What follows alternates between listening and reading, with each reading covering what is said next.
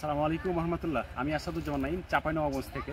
এই মুহূর্তে আমরা আমাদের এলাকার আম বাগানগুলোতে আছি। আমরা আমের বাগান ভিজিট করতেছি। আপনাদের যদি দেখায়, এটা হচ্ছে ল্যাংড়া জাতের আম। ফলনটাও আছে বেশ, মাশাআল্লাহ। এই বছর ল্যাংড়া আম গত বছর তুলনায় ভালো ফলন এবছর, যদিও এখন সাইজ ছোট, বড় হয়ে যাবে।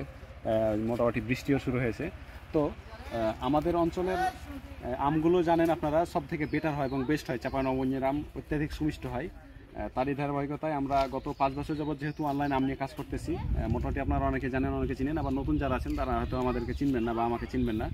তো আমরা যেহেতু একদম রুট লেভেল থেকে আম নিয়ে কাজ করি, বেটার কোয়ালিটির আম দেওয়ার চেষ্টা করি আপনাদের। আর আপনাদের যদি ল্যাংড়া আমের পরিচিতি দিই, তাহলে ল্যাংড়া আমের ভক্ষণযোগ্য অংশ প্রায় 90%।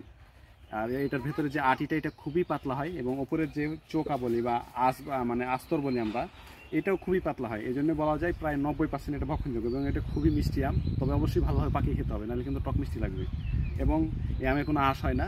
আর এটার অ্যাসিডের পরিমাণ বেশি হওয়া থাকার কারণে অনেক সময় একটা ঢেক উঠে, কিন্তু অসাধারণ এটা মিষ্টি হয়। তো যাই হোক, এটা নিয়ে আবার একসময় আমরা বিস্তারিত বলবো আপনাদের। ভালো থাকেন, আর যাদের আম লাগবে আমাদের সাথে থাকেন। ইনশাল্লাহ যখন পরিপক্ক হবে, মোটামুটি আমরা জুন মাসের 20 তারিখ পরবর্তী সময় আমরা ল্যাংড়াম নিয়ে কাজ করবো। ল্যাংড়াম পাবেন আমাদের কাছে ইনশাল্লাহ, আশা করতেছি।